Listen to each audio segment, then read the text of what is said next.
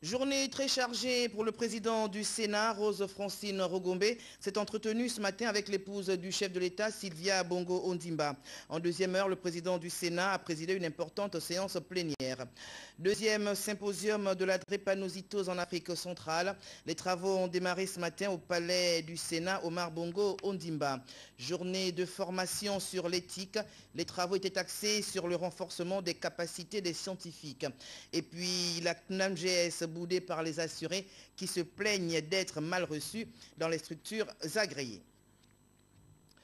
Madame, Monsieur, bonsoir. Le directeur général de Total Afrique, président du conseil d'administration de Total Gabon, a été reçu par le président de la République, Ali Bongo Ondimba. Au menu des échanges, les perspectives du groupe Total au Gabon. Reportage Ali Radjoumba, Barthelbois. La coopération entre le groupe Total et la République gabonaise a été évoquée au cours de l'échange que le président de la République, Ali Bongo Ondimba, a eu avec le directeur général de Total Afrique, président du conseil d'administration de Total Gabon. Le bilan des activités de Total au Gabon a été l'un des sujets de cet entretien. Avec Monsieur le Président, on a revu nos perspectives, l'exploration que l'on souhaite faire, les investissements que l'on réalise en développement, avec le redéveloppement du champ d'anguille, les forages nouveaux que l'on fait. Total ambitionne de se lancer dans des gros ouvrages, comme la construction des aéroports et ports, ainsi que l'assainissement de la ville de Port-Gentil. Le directeur général de Total Afrique a réaffirmé au président de la République la volonté du groupe à explorer le domaine des télécommunications avec la fibre optique. On a parlé aussi d'un certain nombre d'activités qui sont financées conjointement entre Total Gabon et la République gabonaise sur le centre de formation au métier du pétrole et du gaz à Port-Gentil, sur le financement du câble qui va atterrir à Libreville et à Port-Gentil, et sur l'importance des investissements qui sont faits et qui ont un impact autour des sites où l'on travaille. Accompagné du ministre gabonais des Mines, le directeur général de Total Afrique s'est réjoui de la nature des échanges qu'il a eus avec le président de la République, Hadj Ali Bongo Ondimba, et souhaite redonner une nouvelle dynamique à d'autres centres d'intérêt pour le bien-être du développement du Gabon. Au Sénat, le président de cette institution, Rose Francine Rogombe, a présidé ce matin une importante séance plénière avec à son ordre du jour plusieurs points. Presse du Sénat, Théophile Dimekang, Hilarion Akumbu. Plénière en deux phases que celle qui s'est tenue ce matin dans l'hémicycle Georges Rawiri du Palais du Sénat sous la présidence de Rose Francine Rogombe. La Haute Chambre a reçu en première heure le rapport de la Cour des comptes sur le contrôle de l'exécution des lois de finances exercice 2009. À la tête d'une importante délégation, le premier président de la Cour des comptes s'est plié aux dispositions combinées de la Constitution à ses articles 48 et 76, de la loi organique de la dite Cour, de même que la loi numéro 4/85 relative aux lois des finances. Sur la nature de la mission, il s'agit pour la plus haute juridiction de l'État en matière de contrôle des finances publiques d'assister le Parlement et le gouvernement grâce au contrôle de l'exécution des lois de finances.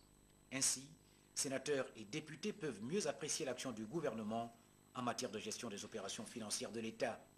Des vérifications effectuées dans le cadre du contrôle de l'exécution des lois de finances 2009, il ressort que pour parvenir à l'objectif que le gouvernement s'est fixé, à savoir l'assainissement des finances publiques, à travers la maîtrise de certains postes de dépenses et la mobilisation plus accrue des recettes, l'État doit consentir beaucoup d'efforts, se soumettre à une certaine discipline budgétaire et veiller à la vérité de ses comptes. Aussi, seront remis à Madame le Président du Sénat les exemplaires du rapport sur le contrôle de l'exécution des lois de finances, exercice 2009. Avant d'aborder la phase 2 de cette plénière, pour des impératifs de calendrier, Madame le Président du Sénat va se retirer pour céder la conduite des débats au premier vice-président du Sénat, Léonard Andjébé. Au programme, l'examen à l'effet de leur adoption de 3 projets de loi en présence des membres du gouvernement concernés. Le projet de loi portant création, attribution, organisation et fonctionnement de l'Agence gabonaise de sûreté et de sécurité nucléaire, examiné en première lecture, il a été adopté à l'unanimité des sénateurs présents. L'examen également du projet de loi portant modification de certaines dispositions de la loi portant création de l'école des techniciens des travaux publics de Fougamou Adopté en termes non identiques, celui-ci appelle la convocation d'une assemblée mixte paritaire, Assemblée nationale Sénat. Enfin, le projet de loi portant orientation générale de l'éducation, de la formation et de la recherche, voté lui aussi à l'unanimité des vénérables, ils ont souhaité voir cet ambitieux projet mis en œuvre afin d'arrimer notre système éducatif aux normes internationales. A souligné également ce tête-à-tête donc ce matin au palais du Sénat Omar Bongo Ondimba entre la première dame du Gabon et madame le président du Sénat. De quoi a-t-il été question? La réponse dans ce compte-rendu de Théophile Nzimekan. Venu présider la cérémonie d'ouverture du deuxième symposium international sur la drépanocytose en Afrique centrale, organisé par le Centre international de recherche médicale de Franceville, en partenariat avec le réseau d'études de la drépanocytose en Afrique centrale, REDAC, Sylvia Bongo Ondimba et Rose Francine Rogombe ont longuement échangé, et notamment sur le sujet en question. La drépanocytose, on le sait, maladie génétique chronique et invalidante, sévit dans le continent, singulièrement dans notre sous-région, avec une morbidité particulièrement élevée. Le rendez-vous de Libreville, articulé sur la thématique drépanocytose et maladies infectieuses, est le 10e du genre après Kinshasa en mai 2010. La rencontre de la capitale congolaise avait débouché sur la création du REDAC, réseau d'études de la drépanocytose en Afrique centrale. Libreville est donc une opportunité pour l'échange d'expériences entre scientifiques et membres de la sous-région. Et d'ailleurs, le projet de recherche entre les pays de la région porte sur les transfusions sanguines, les paramètres hématologiques de drépanocytaires et les complications infectieuses. La première dame du Gabon et madame le président du Sénat ont également évoqué des sujets d'intérêt national. La prochaine fête des mères, dont Lambaréné abrite ce week-end l'essentiel des manifestations, en est un. Et la fondation Sylvia Bongo Ondimba accorde une place de choix aux sollicitations de la mère et de l'enfant. En parlant justement de la fondation Sylvia Bongo Ondimba, retenez qu'elle a lancé aujourd'hui son programme Tous unis pour la santé de la mère et de l'enfant. Un programme qui s'inscrit dans la ligne droite de la campagne pour l'accélération de la réduction de la mortalité maternelle en Afrique, Karma. L'événement a été présidé par la première dame du Gabon, marraine de la Karma. Reportage Rabia Delfiniari, Hervé Mangumba. La mortalité maternelle au Gabon, un problème de santé publique qui mérite une prise de conscience tant collective qu'individuelle afin que la question soit étudiée en toute responsabilité. La situation est aussi alarmante que dans notre pays, donner la vie rime avec la mort. La première dame du Gabon, qui mesure la véracité de ce fait, tient et de manière pratique à s'impliquer dans la réduction de la mortalité maternelle. En fait, Sylvia Bongo Ondimba veut être en phase avec le plan d'action de Maputo que les ministres africains de la Santé ont approuvé au Mozambique en septembre 2006. La cérémonie du centre de santé de la Pairie a donc été l'occasion pour la première dame du Gabon de dévoiler sa démarche. Aujourd'hui, je suis heureuse de vous présenter ma contribution personnelle à la Karma à travers mon programme Tous unis pour la santé de la mère et de l'enfant. Le programme Tous unis pour la santé de la mère et de l'enfant prévoit la formation de 280 professionnels de santé dans l'ensemble des structures sanitaires, publiques et privées au Gabon. Je souhaite ainsi permettre aux femmes enceintes d'accoucher en toute sérénité dans les maternités grâce à leur prise en charge par des équipes professionnelles et dans des conditions d'hygiène et de sécurité appropriées. Pour cela, j'ai prévu la mise à disposition de 10 000 kits d'accouchement et de 10 000 moustiquaires, auxquels s'ajoutent 10 000 trousses médicales familiales pour permettre aux femmes de disposer des médicaments essentiels pour prendre soin de leur famille.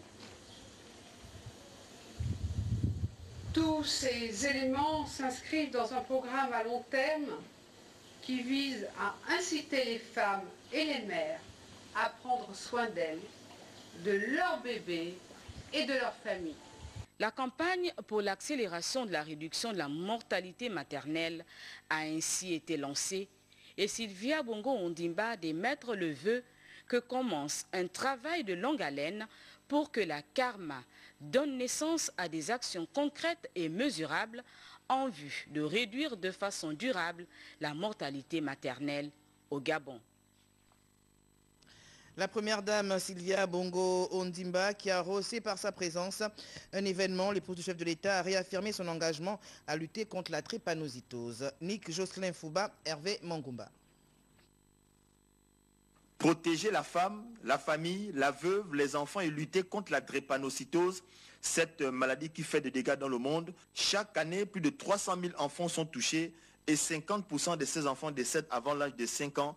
Ce sont là, en quelques lignes, les champs d'action de la première dame, Madame Sylvia Bongo Ondimba, qui a rehaussé par sa présence la cérémonie d'ouverture du 2e symposium international de la drépanocytose en Afrique centrale. La rencontre du palais Omar Bongo Ondimba, siège du Sénat, réunit les sommités de ce monde sur la question. Face à l'assistance, l'épouse du chef de l'État a réitéré son engagement de lutter contre la drépanocytose.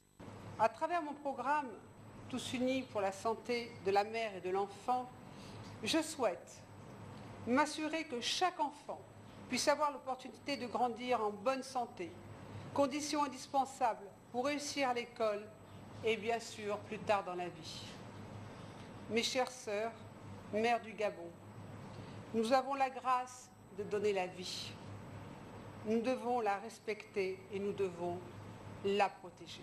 En ma qualité de première dame, je profite de cette auguste tribune pour interpeller les pouvoirs publics afin qu'ils prennent toutes les mesures nécessaires et inscrivent la drépanocytose parmi les priorités de la santé publique. Il nous reste beaucoup de défis à relever ensemble.